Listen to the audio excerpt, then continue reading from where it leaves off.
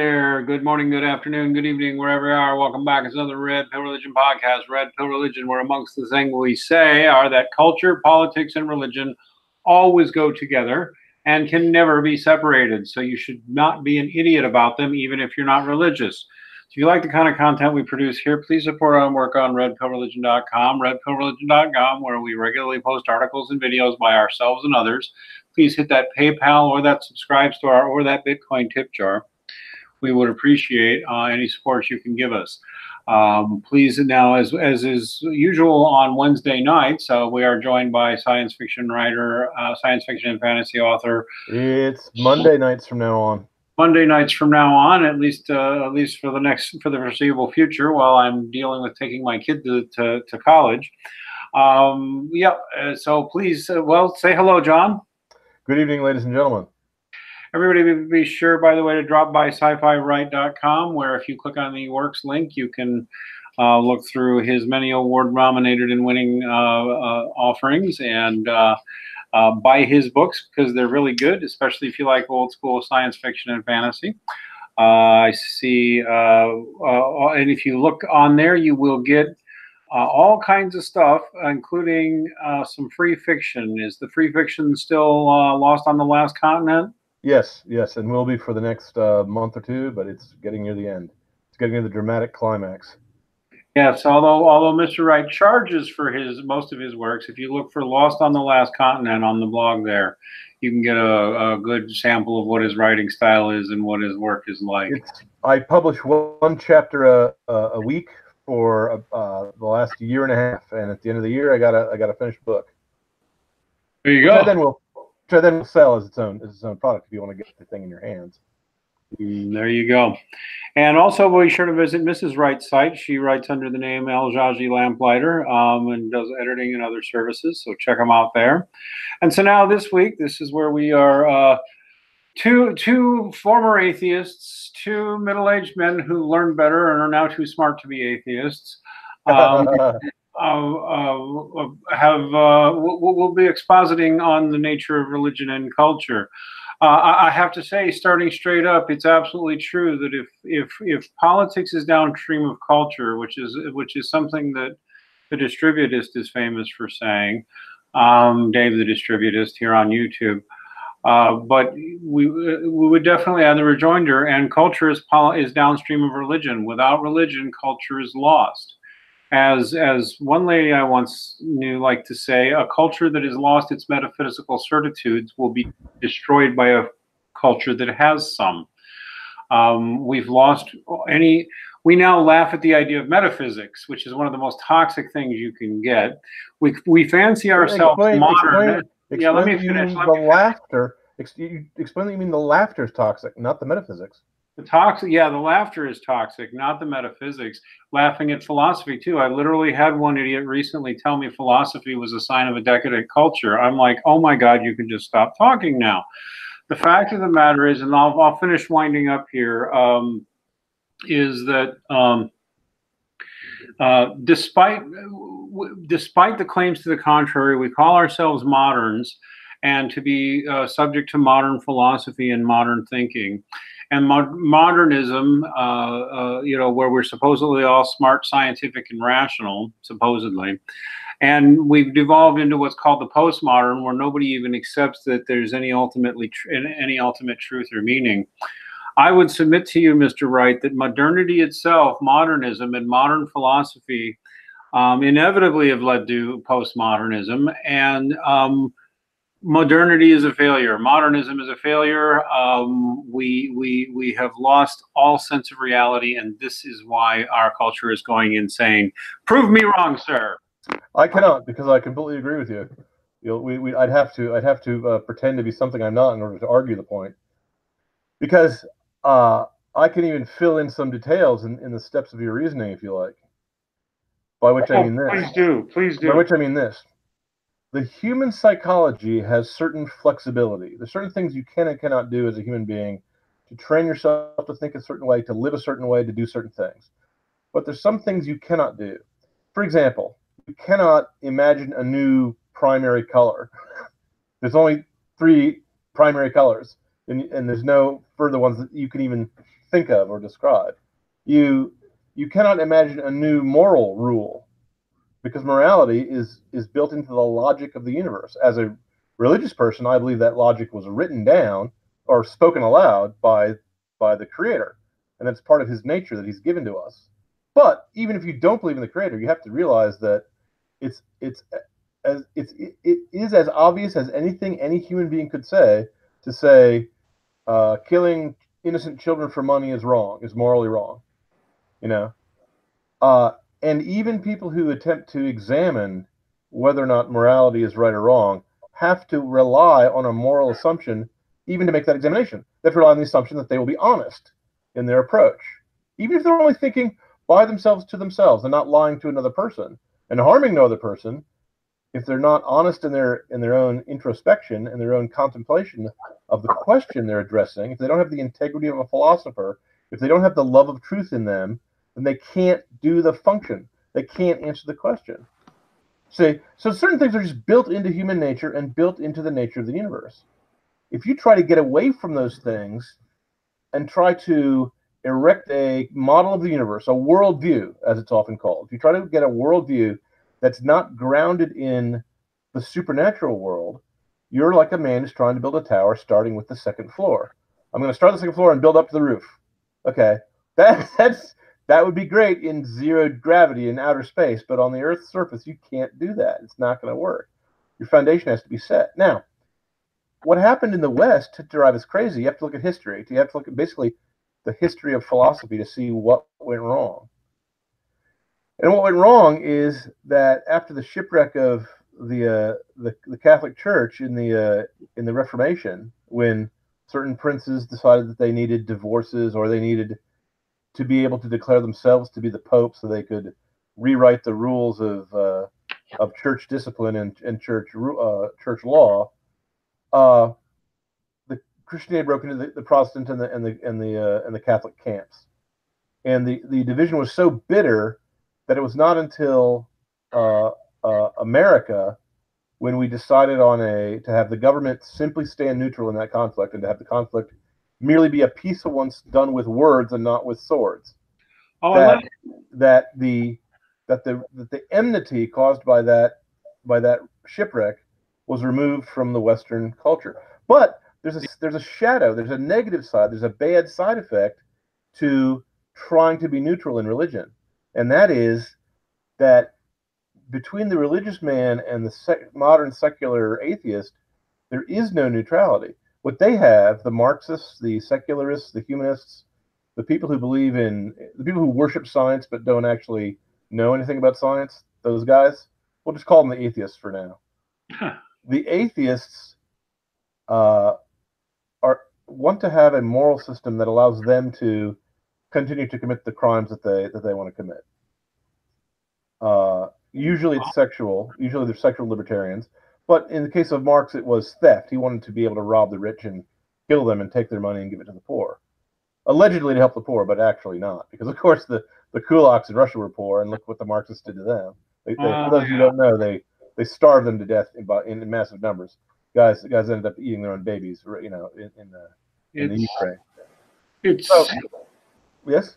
Well, yes. And so to kind of get back on track, I think the point is that it's the point you were making earlier about the house without a foundation. They were trying to get a moral code without a religious foundation, and what they ended up with is the nightmare of Marxism. And I have to say, honestly, even though I'm still influenced by a lot of it culturally and a lot of the music and such, a lot of it really does seem to come from the 60s, 70s generation. I've started to loathe the term baby boomer. I really have, for about 50 different reasons. But that generation seemed to inculcate an ethic that kind of works for a while, an ethic of just be cool with people, just be good to people, just be nice. That ethic actually does work to a certain extent if your culture already has a certain set of root values that everybody is sharing, then you can kind of coast along like that really well. But you inculcate that in there. They inculcated that in all the way down to their grandchildren now, the millennials. And the millennials are lost, and they only see being nice as being fake and shallow, and they have no moral compass anymore. They don't know what right and wrong is. And when your moral compass goes, a number of things go with it. For example, courtesy. The simple courtesy of treating an opponent as if he's not a devil.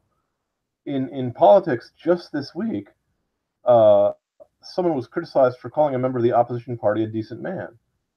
And his own party objected and said, oh, no, you cannot call that guy a decent man because he has to be a devil, a racist, he has to be all the worst things we could think of.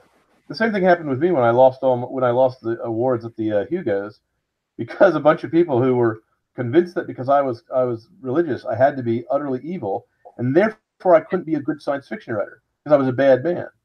Now, no one who's Christian ever thinks that the fact that a guy commits a sin means he's unsavable. It's against our religion to think that. And we also think that just because a guy has a good side, that doesn't mean he's a saint, because all men are born sinners. Yeah. You know? So the Christian worldview, by its very nature, is the realistic worldview when it comes to human nature. The worldview of the atheist is the belief that human nature is infinitely malleable, infinitely trainable, infinitely plastic, that you can stretch it and shape it and change it by education into anything you want. So their solution for all social ills is more education. Well, I'm sorry, more education doesn't make you smarter. No. In fact, it usually makes you dumber nowadays, because you go to college and you learn about speech codes and H codes and triggering and gender studies and vexation studies, and you come out knowing less about civics, less about history, less about philosophy than when you walked in. Yes. A lot of modern education is actually indoctrination in false nonsense. Right. It's extremely common. False history, false science. Even the way a lot of what happens in psychology these days, they teach you psychology. You've got a lot of noise coming out of your end there, John. I'm not sure what to do. I don't hear anything. Okay, I think you were moving around or something. I think that was you. Well, in any case, a lot of what is being presented as science or as so-called psychology is really just political indoctrination that people are accepting, including a lot of the stuff about, a whole lot of it. Go ahead, John. Just this week, the American Psychiatric Association, which earlier this month declared that being masculine was a sign of psychological malfunction, has declared that not believing in global warming is a psychological malfunction. They're only considering it. They're only considering it. They haven't actually taken a vote yet on They also regularly consider whether or not religion is a form of mental illness or belief in God is a form of mental illness. That's the American Psychological Association, by the way. Although I think the American Psychiatric Association follows closely in its heels. Do these people not remember the lessons of the 20th century? Do they not remember the Soviet Union? No, they don't. The cultural Marxist. Here's what I would say to you. Yes. Cultural Marxist project, unlike the myth to the contrary, drove deep into all the natural sciences, including medicine. Not one single area was left untouched. Yep. And these people they seek to impose science by authority, just like the classic commissars of science in the Soviet Union. And they were brought in culturally. A lot of them don't even know what they are, if you know what I mean. They genuinely believe they are scientists talking science. They're mad, and they're mad.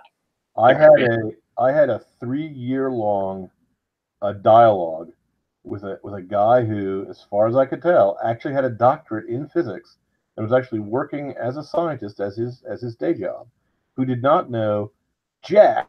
He did not know square one about the epistemology of science, the history of science, the background of science, the philosophy of science, or the limits of science. He was a science worshiper. Now, I'm sure he could do his daily routine of counting beans in a jar and turning on and off a cyclotron quite handily, but he had no idea. He had no idea of the foundations on which his tower was built. Yeah, no, he knows how to run the equations and turn the crank. Right. And this is what a lot of, I mean, I have a friend who's a physicist. More than one physicist has observed this to me too, that a lot of their fellow physicists think they know quantum physics, for example, and it's clear that they do not understand quantum physics at all. What they understand is how to run the equations and turn the crank and get the results they want, and they think that they are doing science. Well, they're actually not doing science. They're doing engineering and maybe a little bit of clever math, but they don't know what they're doing. Every science is based on a group of axioms that the science itself can neither prove nor deny. Every science, mathematics, geometry, economics, politics, morals, ethics, aesthetics, name it. So everything is based on metaphysics, because metaphysics is the study of the axiomatic beliefs that are either true universally or false universally. They're either true in every time, place, and condition, every place in the universe at once, or they're false. Okay? A scientific truth is a truth that's true here and now. That you can tell what the diameter of the Earth is by a rather simple experiment, for example. But it's not the same experiment performed on Mars. We'll get a different result because Mars has a different diameter. The speed of light measured near the sun, believe it or not, is going to be different than the speed of light measured near Pluto because of the effect of the space warp of the gravity well. You see where I'm going with this? So these people who talk about science but don't know the metaphysics of science don't know what science can and cannot prove. And so when they say a psychiatrist has declared that the political opinion about climate change, what a stupid term that is an insanity, they'll go, oh, a guy in a lab coat said it, so it must be true. And then what they do is that they get enablers in the internet so-called skeptic community, so that wherever you go, if you question these things, they laugh at you and question your mental sanity. It's a real serious problem. One I'm starting to push at hard. Anybody who's got an odd idea gets to be declared a nut job. Yeah. That I'm getting tired of that. I'm getting tired of it very much so. Well, it's a way of thought control. Let me tell you what. Go ahead. Let me tell you what they used to do back in the Middle Ages. Now, these are the Middle Ages, which are called the Dark Ages by Protestant historians who had a very strong reason for denigrating the accomplishments of that period of time. But that period of time actually had the swiftest growth in scientific and cultural progress of any era, aside from the modern one, in history. If you notice that during the Roman Empire there was slavery, and during the Middle Ages there was almost none. The slave trade had stopped. Right, because of the Christians. The global trade was only ever opposed by the Christians. Correct. I would point out a book to people called God's Philosophers: How the Medieval World Laid the Foundations of Modern Science. What you just said, John, is that about the Dark Ages and how the Protestants kind of made a lot of that up. Yeah. Let's be clear that a lot of that was in the heat of conflict. Most sane Protestants, not all, most sane Protestants have given up on that, and they realize the story is complex. And this book by James Hannam is one of them. God's Philosophers. It goes into it. I'm sorry, what? They have given up on it now that the Catholics and the Protestants kind of get along much better than we used to. But the atheists have picked up the same banner and recite the same foolish one-line absurdities. In those Dark Ages, there was a thing called liberal arts. You've probably never heard of it. It was the study of how to use reason to approach theology, metaphysics, philosophy, natural sciences, and so on. Okay? Liberal arts was designed as the mechanism to allow an honest man to avoid being indoctrinated.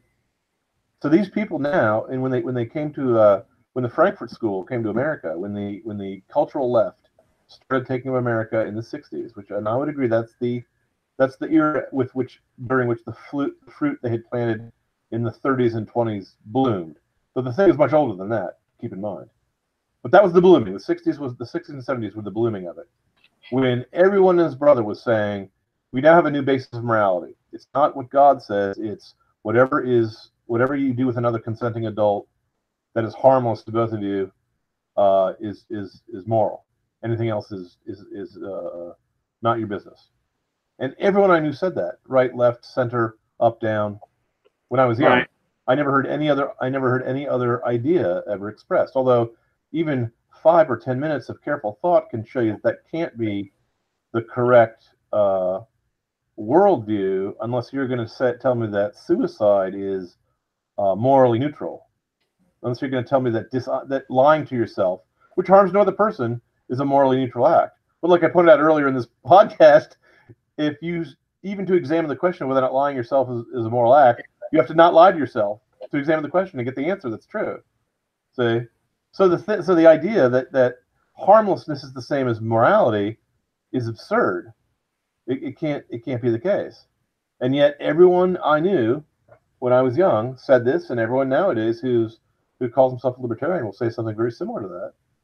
I'll just point out a couple of books for the audience Wait, let me just finish really quickly. All I was going to say is that liberal arts, the way it was originally taught, was meant to prevent a person from falling into the trap of just being indoctrinated by his teachers. And the liberal arts in the United States, in the college level, has been almost completely eliminated. And the only thing people learn these days is this learning by authority, learning not to debate, learning not to argue. The only debates I hear online nowadays are people, instead of raising facts and evidence, people just raising an ad hominem and saying, my opponent is either evil or insane. And they never deal with what the opponent says. They just invalidate him as an authority. And everything that they believe, they merely recite on authority. They're people of perfect faith with no facts to back up anything they say. Oh, I agree. I had wanted to, on an earlier point, just mention that a couple of good books to look into in terms of debunking fake history about Christianity. One to emphasize this guy, Professor Rodney Stark, professor of sociology at Berkeley, of all places, wrote the magnificent Bearing False Witness. He is absolutely not a Catholic, but he wrote an entire book demolishing all the most common myths about the Catholic Church that you can think of, going back many centuries. And he even writes in it how shocked he was to find how many things that he had believed were true were not. Another good one is James Hannam's God Philosophers. I've gone ahead and linked them in the low bar, and they'll be on the blog. These are worth looking at just so you can de-indoctrinate yourself from the lies that your social justice professors told you, and de-indoctrinate yourself from lies you may have heard from Atheist Republic, Non Sequitur Show, Great Debate Society, American Atheists, Freedom from Religion Foundation. Anti-Christian propaganda is heavy out there, and books like these are a good solution to it. And they also point out to a certain reality that, again, a lot of these disagreements with seriously, a whole lot of Protestants are over it. Professor Stark is a Protestant. There is a certain subset of Protestants who still hate the Catholic Church with absolute passion, but for the most part, we get along now. We run into some of the anti-Catholics here on this channel sometimes, but most are pretty good. And this all matters because if you know the true history, especially what we call the West, the truth of the matter is all of Western civilization rests on Christian thinking. Truly it does. Yes, of course, the Christians brought in the influence of the ancient Greeks. If the Christians hadn't brought in the influence of the ancient Greeks, we wouldn't have them, or the Muslims might have some of them. Sure, we picked up some mathematics from some Muslims, and picked some stuff up from the Jews. And you got to give me a chance. And the Muslims would not exist if it weren't for the Christians. That's true too. So you're trying to give them credit. Got their ideas. The Muslims got all their ideas from the Catholics, and just rehashed them to make it a type of religion that didn't have Christ in it. It's Christianity without Christ.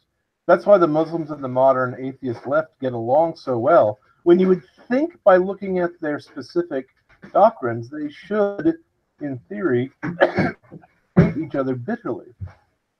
And yet, whenever you hear about a mass shooting, if someone says, I think it might have been a Muslim, and someone else says, I think it might have been a white guy, you can probably tell which side of the left-right spectrum that person is on by what his assumption is. Well, there's more to this than that. There's more to this than that. I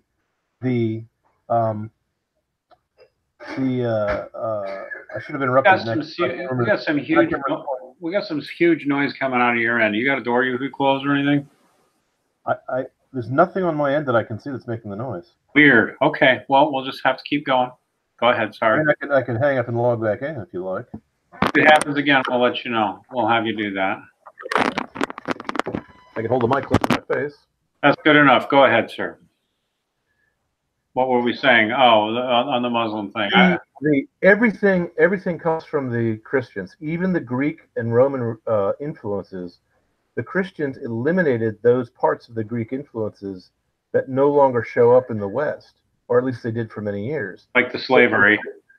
Such as the Greek irrationalism, such as the Greek mystery religions, such as the witchcraft that the Romans hunted down, and the rites of Cybele, where men would go around slashing themselves with knives and castrating themselves for the greater glory of the Earth Mother goddess. Those things were left behind. What was kept and preserved by the medieval monks was Roman law, Greek religion, Greek philosophy, Greek history, and science, and so on. Not really science, but Greek natural philosophy. Science as we have it came out of the Christian. So even that, well, what the Greeks had wasn't science properly so called. It was craftsmanship with some. It was natural philosophy. It was speculation about nature. Aristotle sat in an armchair and speculated. He didn't actually go do an experiment or look at anything. Well, he did some, but yeah, exactly. The natural sciences as we have them held the peer review system as we have it, even though it's now a shambles and no longer reliable. The original peer review system as we have it came out of the church directly. Why is that? And by the way, from my end, it sounds like you have a lot of noise on your side. Maybe it's Ian then. Go ahead. Why is it that even something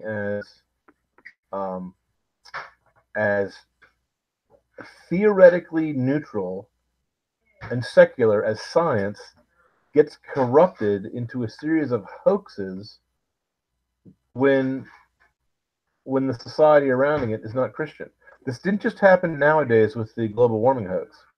It's been happening, and it didn't just happen with the Rachel Carson Silent Spring hoax about the DDT hoax. Then it did, but it happened in the atheist country of Nazi Germany with their bogus race sciences. And it happened in Soviet Russia with a guy named Lysenko, who thought that he could breed seeds using the Marxist theory of dialectic, of material dialectic, rather than the capitalist theory of genetics, which he rejected as being not politically correct. And of course, it caused a famine. And the way he argued, quote unquote, with his scientific peers who disagreed with him is he had them arrested and thrown in the gulag. Now, once people in America are saying that anyone who doesn't believe in the global warming hoax is a denier, you're on the same road as Lysenko in Russia. Now, why is that? What is it about science itself that makes it so that without religion, your science goes crazy and turns into anti-science? It turns into the opposite of the thing it's supposed to be. Yeah, science has become, institutional science has become this monolith where you must agree with the pronouncements of institutional science or you are insane and dangerous. Right. I.e., you are a heretic and must be destroyed. It's become a bogus religion where everyone has to take everything on faith. But even those of us who are really religious don't take everything on faith. That's what theology is. Theology is reasoning about our faith using logic. Okay? And there are things that are outside the scope of the official teaching. Each man is free to follow his own conscience. Do they have anything like that in the secular world once they take over? Even the smallest thing? Even what pronoun to use? There are, I agree. They want to change the language. They want to change all of reality, and they claim they have no ideology at all, that they're just the rational thinkers, that they are simply the rational thinkers. The first premise of their ideology is that they have no ideology. The first rule of Fight Club is you never talk about Fight Club. Right. Now, and almost everything they do is like the idiot gardener who saws off the limb of the tree that he's standing on. Almost everything they do is self-refuting. If you say that man is just a meat robot, that statement, if it's coming from a robot, can't be a true or false statement because it's merely noise. It doesn't have any meaning because robots don't think. It's like a guy saying, I don't exist. The statement, if it's true, is false. If you say there's no such thing as truth, if there's no grand narratives, if you're a nihilist, then you don't believe in truth. But you believe it's true that there is no truth, so your own statements disprove themselves. If you believe that morality is relative, then you also think it's wrong to believe that morality is not relative, and you think it's wrong in every time, place, and condition, which is an absolute statement. People absolutely think that absolutes are absolutely wrong, and they don't see any contradiction. They don't see the contradiction, or they don't care about the contradiction. Now, and that's not just true for ethics and morality and history. It's true for everything they touch. Turns into something that refutes itself, that's self-destructive, that's obviously false, and yet they don't. They poison everything they touch. It poisons everything it touches. Why is that? Well, because you can't build a tower starting from the second floor up, because the thing collapses. The man can't haul himself into the air by pulling on his bootstraps. And the West, ever since about the time of Immanuel Kant, David Hume, Rene Descartes, Hegel, Nietzsche, Marx, have been trying to find some other groundwork, some other basis for moral and political reasoning aside from religion, aside from the scholastic religion of Thomas Aquinas. And you can't do it because unless you believe in the transcendent, unless you believe in the supernatural, you can't say that man have natural rights, because a natural right is not a thing science can measure or see. It has no weight, it has no shape, it has no color. It has to be based on a mystical appreciation that even the lowest and stupidest and weakest human is somehow mystically equal to the great and the wise and the strong. And this cuts against everything that the pagans believed. The pagans believed the great man was great and the slave was the slave for a reason, namely the greatness of the great man and the slavish behavior of the slave. If the guy didn't have a slavish soul, he would have died in combat rather than surrendering, right? So he's a slave. One reason why the Japanese treated the prisoners of war so badly during World War II is because they felt the same way about people who surrendered. They thought they were inferior. They thought they were subhuman. Well, except for a belief in the soul, except for the belief that the immortal soul is of equal dignity in every person, what basis do you have for saying that everyone has equal rights, or that everyone has natural rights, or that laws have to abide by a higher law? And I've said this many times. If all the laws you know are man-made laws, then man can change. Yeah, we can have a vote. We can have a vote tomorrow, and the 51 wolves can say to the 49 sheep, "We're now having mutton for lunch." And then that's if you have no law higher than man's law, then that's the law. And will not suffice, although many try to say it is, I take care of me, you take care of you. It's, we don't bother each other. We leave each other alone. That's the only ethic I need. Well, that's going to work in a certain kind of already very highly functional civilization. Go ahead. That will work during peacetime among healthy young men who are not married and have no dependents, who have no emergencies or no obligations that run to the community, if everyone around them abides by basic Christian notions of decency and Christian norms. They don't have to be Christian, because you can abide by notions of fair play without knowing that they came from the Christian religion. In fact, most people do. Most Marxists have no idea that outside of the Christian religion, there's no reason to feed the poor. Dude, I see it all the time now among 20-somethings. They have no idea what sportsmanship is. They have no idea what congratulating your opponent is, except maybe in a sort of brutal, I salute, my slain enemy kind of way. Any idea of that kind of virtue is lost on the younger generation. For the same reason, young men have no idea why they should be protecting women in the first place. What the heck for? It's come from the value set that they've been fed, because the value set they've been fed is completely meaningless. Their values come from the law of the jungle, and civilized values in the West come from Christianity. Christianity is the first religion in world history that held up the slain and risen God as the archetype, the man who suffers for. I mean, we worship a defeated God. He died. He was whipped. Okay. To us, defeat has a mystical, strange poetry to it, where suffering actually has a power to it. Now, the left and the modern atheists adopt part of this because they think if you're a victim, it gives you superpowers. They think anyone who's a victim has a moral right a moral superiority that renders them above criticism. Right. And so they go around trying to be victims. And unfortunately, as many people have quipped, rather amusingly, the number of the amount of the supply of victimhood is outstripped by the demand. So that people like Jesse Smollett have to fake up a hate crime to make himself a victim because he needed the moral authority. He wanted, he didn't want to get fired from his show. And Tawana Brawley had to become a victim, and the Mattress Girl had to become a victim, and and on and on and on. Hands Up, Don't Shoot had to be a victim.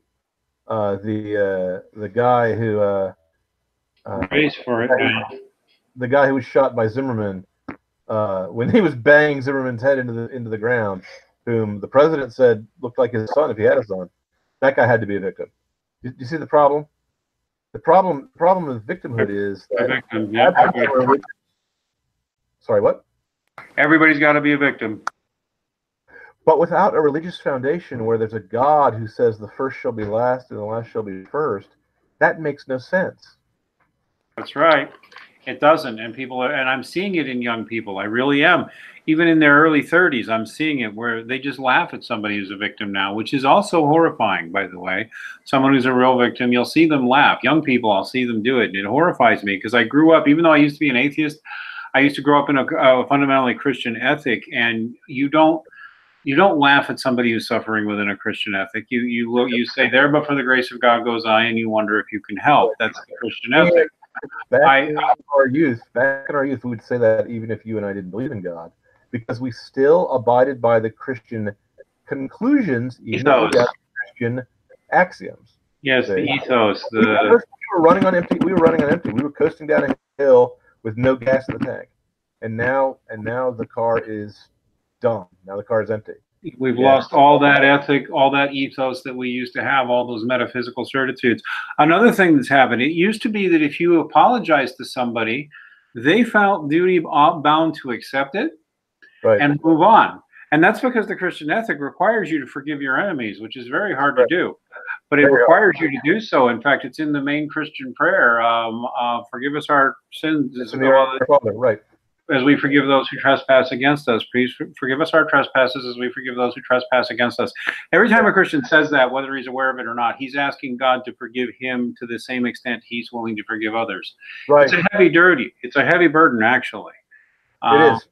It's the one part of the religion that makes it so that if anyone accuses me of a dogmatist religion and wish fulfillment, all I can say is this religion does not fulfill my wishes.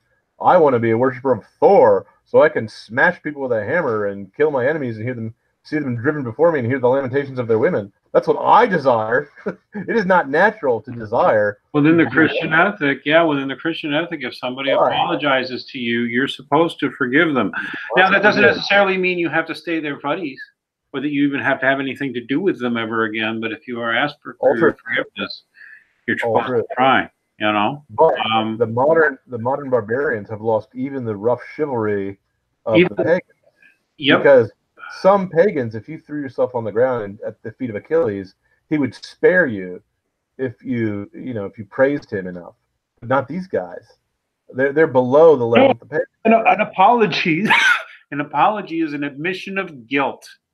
And proof you should be punished. Then they tear you to pieces, unless they can find some use for you. If you want to go to Congress or something for them, they'll use you and then they'll throw you under the bus. Absolutely. It's very knowing this. The same thing that makes it so they don't have any courtesy, military courtesy to their enemies, is the same thing that makes it so that they don't have any camaraderie with their allies. They turn on each other at the drop of a hat instantly. People who've towed the party line their whole lives.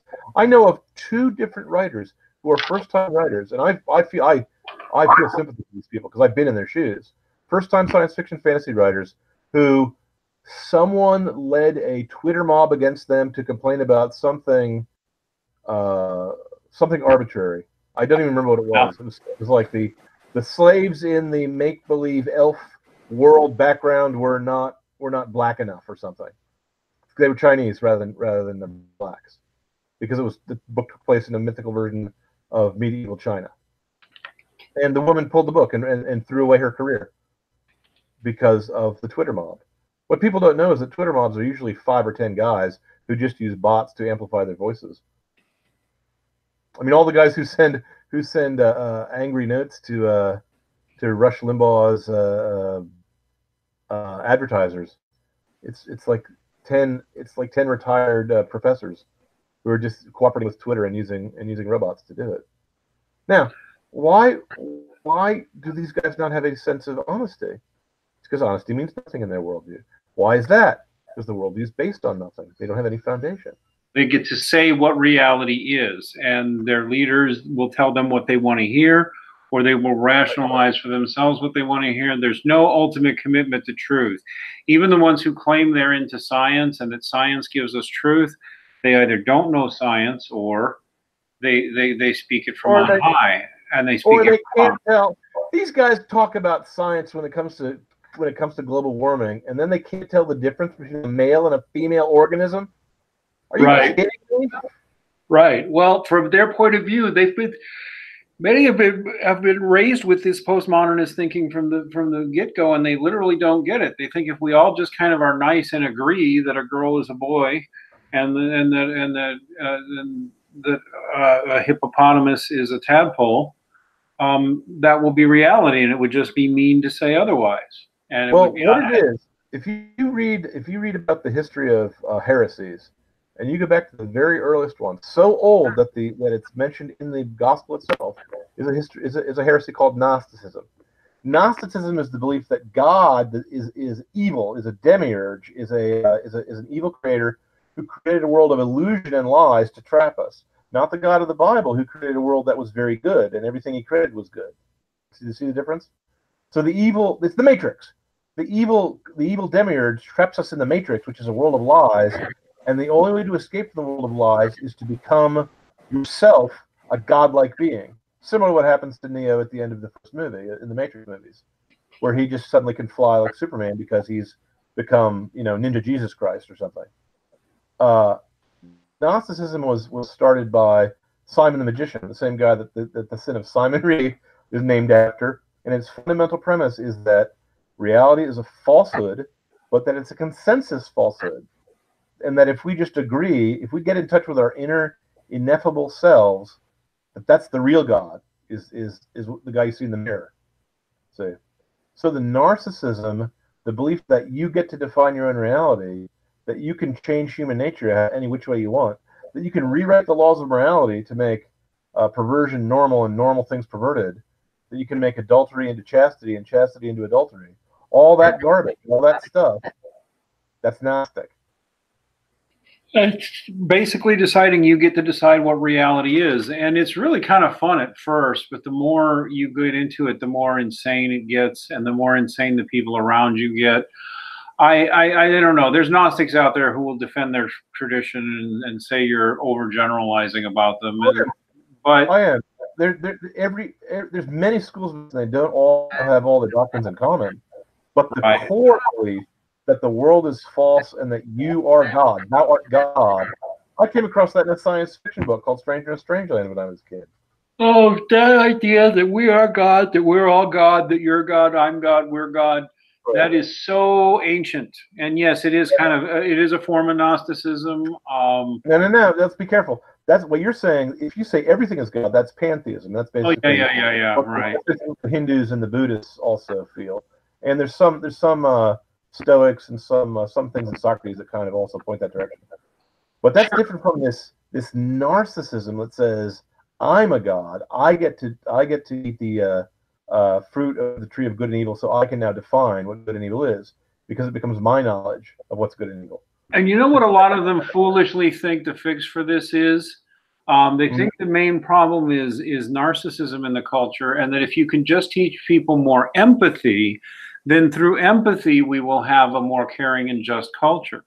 And I can tell you what the problem with basing things on empathy is. I mean, John can probably give a more erudite explanation, but the short answer is you can have empathy from somebody who doesn't deserve it or is even faking it, and you can fail to have empathy for someone who does. You need more discernment than just your feelings of sympathy for somebody. I don't care how erudite I am. I could not put it better. If you use your feelings as a engine of cognition, if you use that to make your decisions with, then they're not using your brain that God gave you. You're not using your reason. The thing that astonishes me is all these people, these Gnostics, these secular humanists, always claim that reason defeats religion. But what really happens is once you move away from religion, not only does slavery come back into the world, they call it human trafficking these days, but it's slavery. Not only does pederasty and sodomy and other sexual malfunctions come back into the world, the things that the ancient Greeks were famous for, and that the Romans hated, by the way, you also get the unreason of the ancient mystery cults comes back into the world, the mysticism of the people who take drugs and have hallucinatory visions. You also get the irrationality of people who simply don't believe the world is real. They simply think the human brain is an illusion. And when you focus on empathy, you do wind up with all that. And when you focus on empathy too, you get what turns into what people sometimes call the nice Nazis. Just don't say anything to offend anybody, and it'll all be cool. Yeah, but the problem with everything these modern people say is they cut down their own branch they stand on. They undercut their own. Yeah. Position. If you say that the overall rule is don't say anything that offends anyone, I, as a lover of truth, am offended by that. How come my offense doesn't count, but the offense of a whiny person who can't tell his right hand from his left does count? You see, when you say let's be nice to everyone, what that actually means is let's get the wealthy and the powerful people, let's get whoever's on top, and let's play the victim because everyone feels sorry for victims. That's why there's a rush toward victimhood. It's a rush toward the bottom. Pagans would boast about their accomplishments. Achilles would boast about how many men he killed, how strong he was. Okay, Odysseus would boast about how smart he was. But if you're a victim, then you have to. The only thing you can boast about is how much people pick on you. You have to turn into the biggest crybaby in history.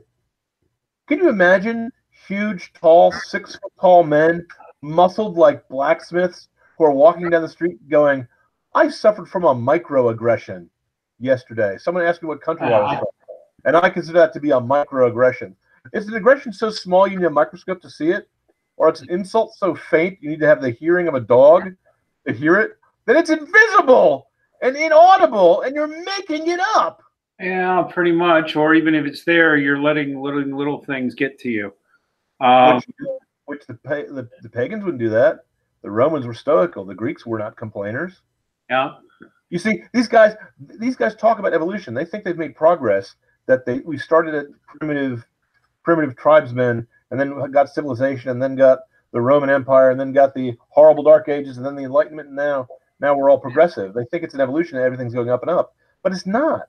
We're losing ground. Our technology is certainly more impressive than 100 years ago, 200 years ago, but good heavens, look at our morals and manners. Look at the complexity of our language. Look at the music. Look at how many notes are in a Bach concerto as opposed to a rock and roll song.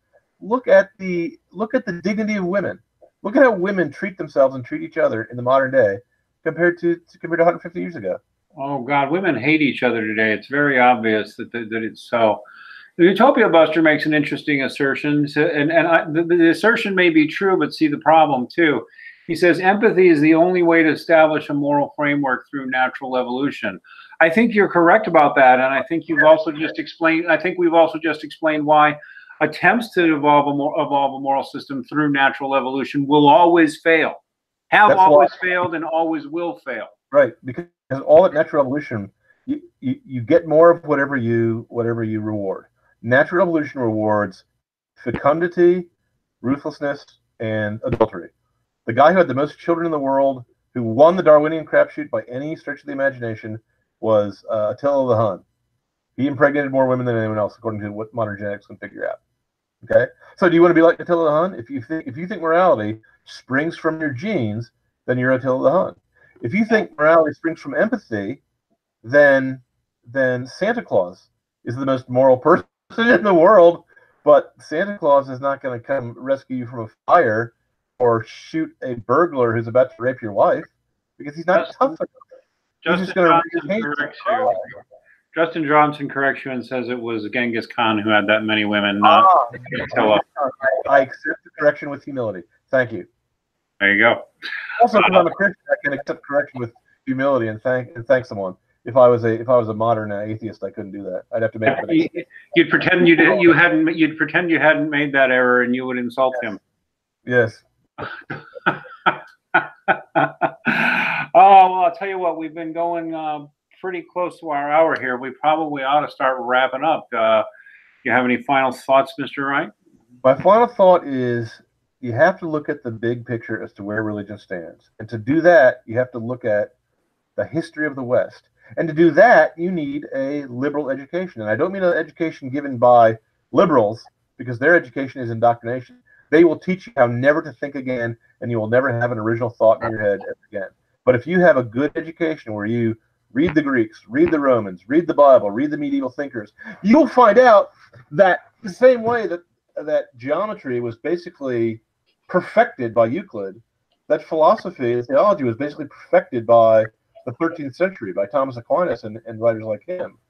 We tend to believe that progress will continue infinitely in all sciences, but it's not true. At some point, we will discover all the secrets of science, and we'll be done with it. The same way we're done with geometry. If you see what I'm saying. Yeah, and there will still be all that is beyond that. The belief that, or let me use a political example. I believe the suffragettes had a good argument that women should be allowed to vote. Very few people these days dispute that, though I'm getting more and more doubts as I see how crazy the women are becoming once they were given the vote. But be that as it may, they were done. They should have disbanded, but they didn't. Instead, they went on to insist on other additional rights that men don't have, including nowadays they're going to end up getting drafted. And they end up with the right to declare themselves to be men, and they end up with the right to compete against men in sports, provided the men they're competing against were addressed to say they're women. So they started with what anyone would consider a reasonable beginning, and they ended up crazy. Well, the same things can happen in philosophy and in theology, where you start with a reasonable beginning.